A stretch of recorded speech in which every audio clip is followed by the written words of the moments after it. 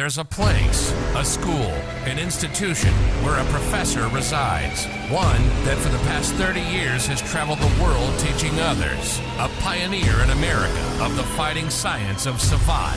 One who codified the sports of this fighting style. One who has produced clubs, champions, and continues to develop. Listen to work.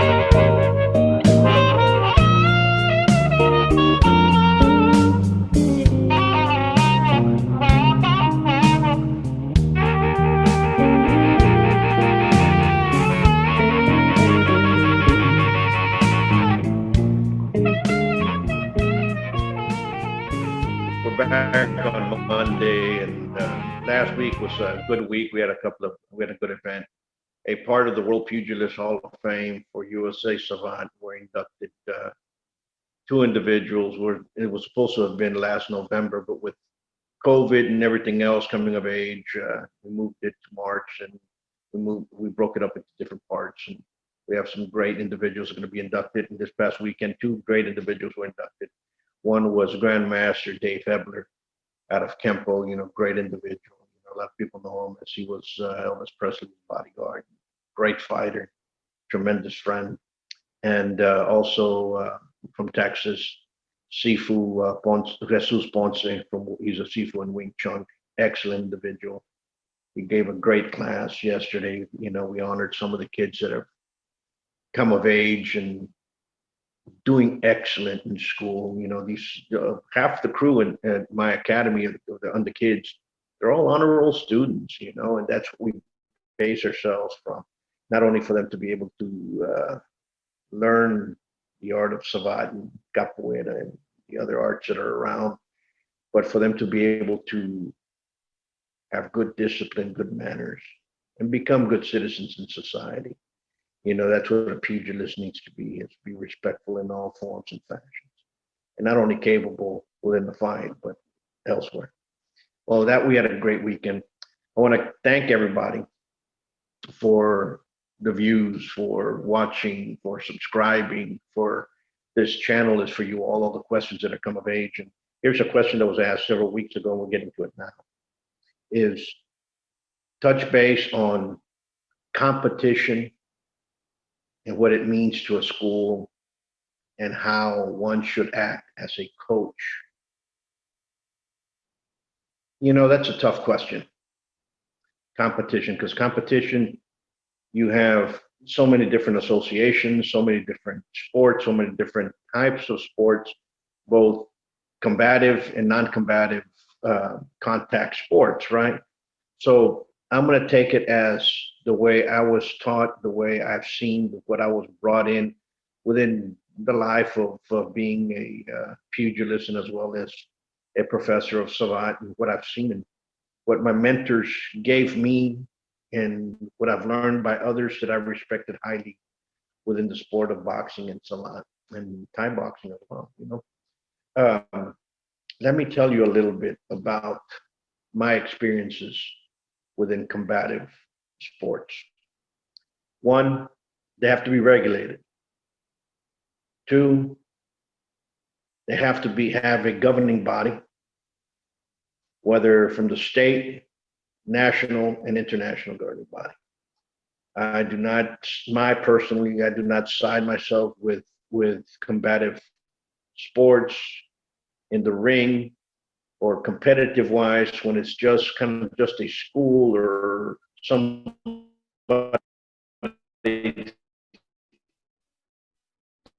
throwing I pride myself in teaching my students, those that want to compete, because I do not want everybody to compete. Some of them do not have the talent to compete, and some of them do have the talent to compete. And when they do, you have to be able to administer that for their safety, above all. Remember what I said, for their safety. This is no longer the ego of the professor, the coach, the person that's taking them to the ring. This is the safety of the one that's fighting inside the ring, competing inside. There are schools out there that have tournament fighting, like point karate, stuff like that. If you like that, take your students to that type of element, understand the rules, and go forward. I'm going to break up rules and what a club should do, because you know, a lot of these guys go out there enthused and they're getting used for the wrong reasons. I'm going to tell you why. There's a lot of things before COVID. There was a lot of back gym, in gym, kickboxing matches without doctors, people, money going around. These were not sanctioned by any governing body, but yet coaches were taking people to go fight in these, instructors were taking their students to fight in these elements of boxing that were non-regulated, non-sanctioned, no doctors. People were getting hurt, and it was just kind of like a pride thing, like, oh, you know, I took them over, I'm being tough. Yeah, yeah. It's not about having balls. It's not about having guts. It's about having brains and being able to decipher the difference between protecting your student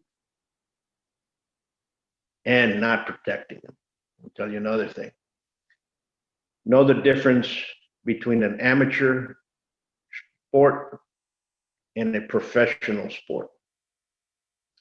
Everybody wants to have professional athletes, professional boxers, professional competitors inside the ring. You know, I have a pro fighter, I have a pro this, I have a pro fighter. You hear that left my whole life, 5 pro fighters.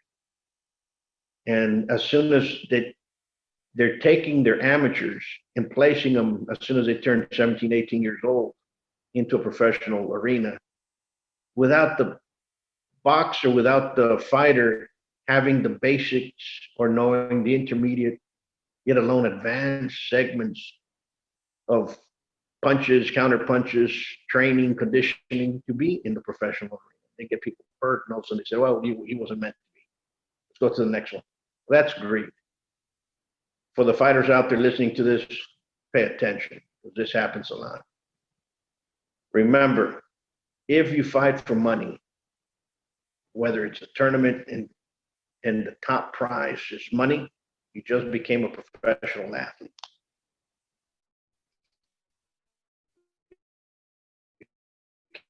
Now,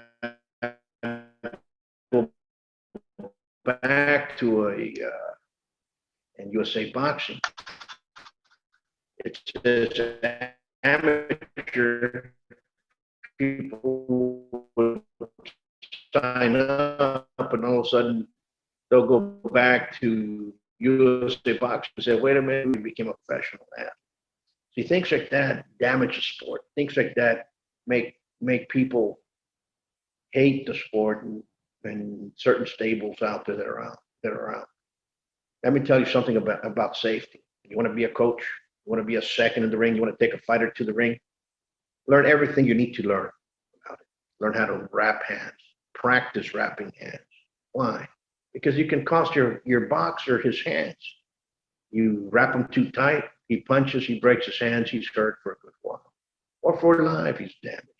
I know plenty of boxers here in Laredo that their coach didn't know how to wrap hands. And guess what? To the day they have damaged hands. Okay? Or they burn them into boxing. Person had a good fight. Okay? Maybe he won, maybe he lost, but he got knocked around, dinged a little bit. Well, rest him for a while. There's nothing that says you can't rest him for 4 months or 6 months. Get a rough beating, rest him for a while. Get his conditioning up. Get him sensible again. Get him fit. No, but what do? They fight him within the mind. They hurt their boxers. They hurt their fighters. This I frown against. I frown against that type of action. I never did it. I care too much about people. I care too much about my fighters. I've told my fighters, you're not capable of fighting, not yet.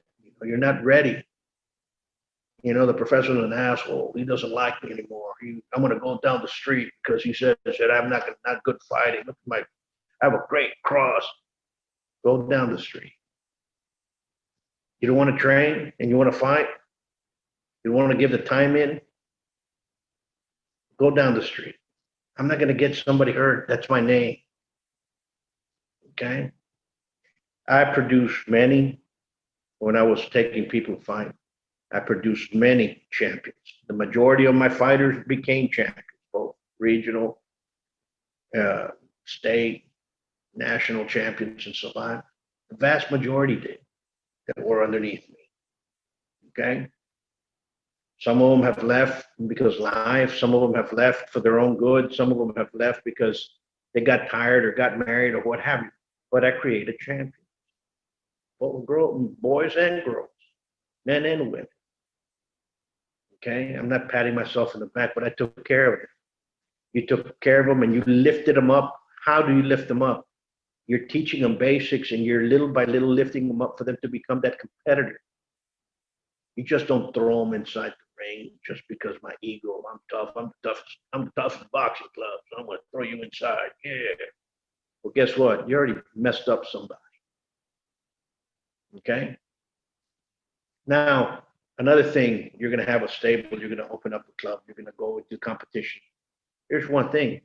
You got kids competing, you better make sure your parents are becoming officials and judges. Okay? You have adults coming in there, you better get their cousins or what have you, or other members in your club to become officials and judges. Why? Why do I say that? You know, a lot of people lose, not because they had bad technique, because of judging. I don't care whether it's amateur or pro, they will still rip a fight away from you just because it went to the cards. Okay? If you're in Savate, if you're in boxing, and I'm not telling you all to go look for a knockout, but you did not knock the other person out, and it was a so-so, more or less ring, and the officials are not on your line, well, guess what happened? You lost. Plain and simple, that's just the way it is. Okay? People say, no, it doesn't happen. It happens every weekend. Okay? It happens every weekend. Pros, I don't buy this, you know, that boxers fall down or take a dive. I don't buy that, you know, like you hear in the movies. That doesn't exist. But I do believe that judges can be manipulated to look the other way. Just the way it is. It's part of the sport. But it's a beautiful sport. It's a sport that tests everybody, tests the coaches, the seconds, the trainers. Are you actually teaching your student, your fighter, to go in there? And does your pedagogy work? Does the way of teaching work? Does your training work? Okay? Does it? Are you going to be able to sit in the corner right there and be able to see your fighter's mistakes and the mistakes of the other one, and within the rest round, be able to place that in his head for him to pull out? That separates coaches from trainers, so on and so forth. Take account of that. I've seen many open up boxing clubs. I've seen many open up combative clubs, and all of a sudden they go up to the ring, they take a fighter, and the coach freezes. Why? Because he doesn't have experience. Learn. Learn now. Don't learn when it's happening. You know, this was an excellent question. Excellent question about competitive and what it is. Join an association that has safety behind it. Okay? You don't want to hurt anybody. You don't want somebody to get hurt. Because guess what? We're not going to fight. It's okay, we got mats. Somebody lays down, hits hard. Guess what? Going to wake up again. It happens. You have a good judgment, not because somebody says, hey, we're going to be having these kickboxing matches and bring your guys over and they're fighting in because somebody has a ring in their school and they're fighting inside. Dude, it's not sanctioned. They happen. You know, you haven't heard any last year because of that you have.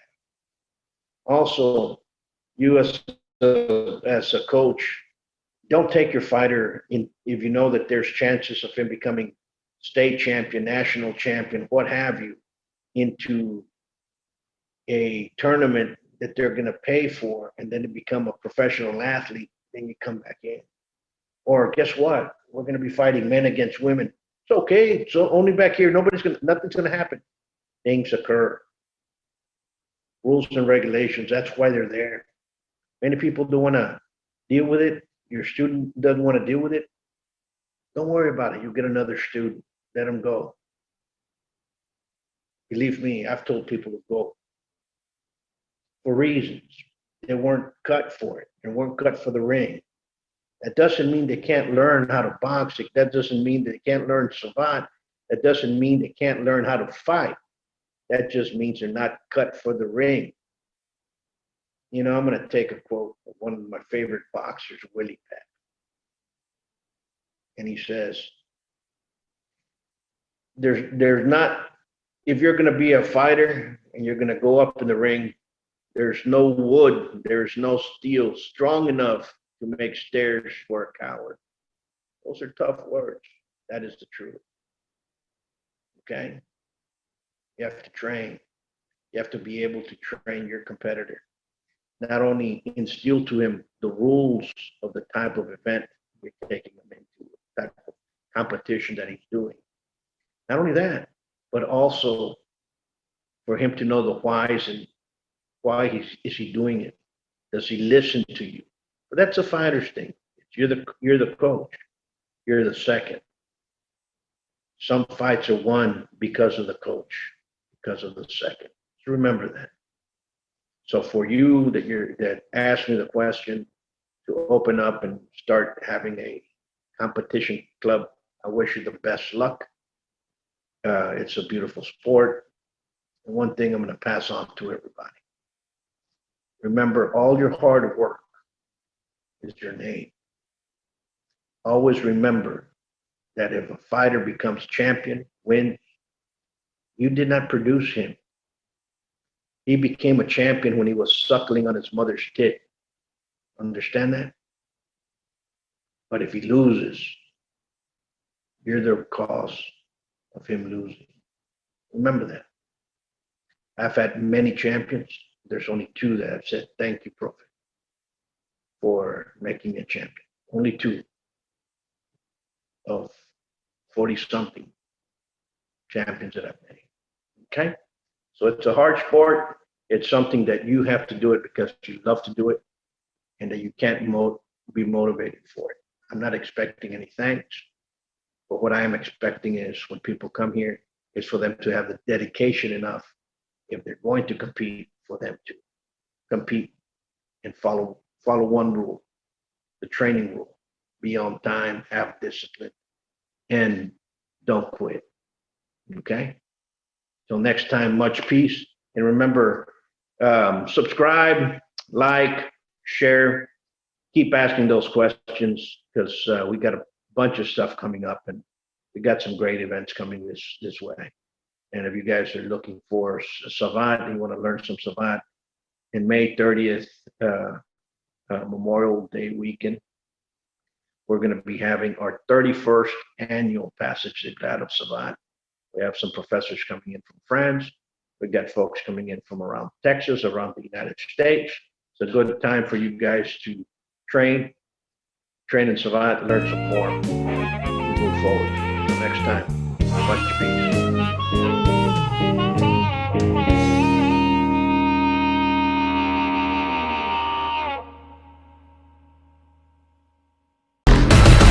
Train at the best kept secret of Laredo, Buitron Academy, 956-401-4868, Savate.biz.